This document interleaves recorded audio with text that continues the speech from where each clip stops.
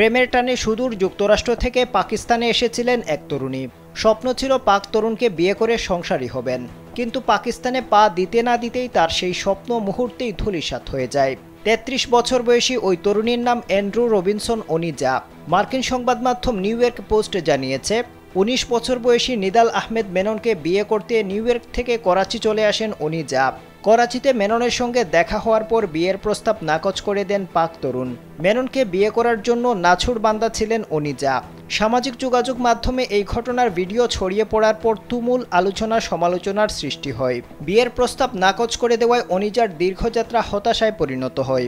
এরপর ভিসা জটিলতায় ১ বছর যাবৎ পাকিস্তানেই আটকা পড়ে আছেন তিনি। স্যান্ডেলিনা সো, রূপচর্চায় আভিজাত্য।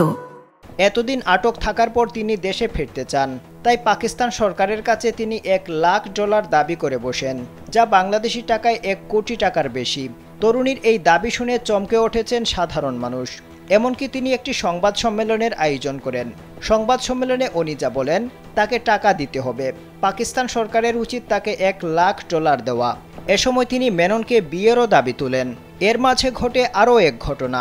জেরেমিয়া রবিনসন নামে এক ব্যক্তি নিজেকে অনিজার ছেলে দাবি করেন। তিনি পাকিস্তানি গণমাধ্যমকে একটি সাক্ষাৎকারে জানান, তার মা মানসিক রোগ বাইপোলার ডিজর্ডারে ভুগছেন।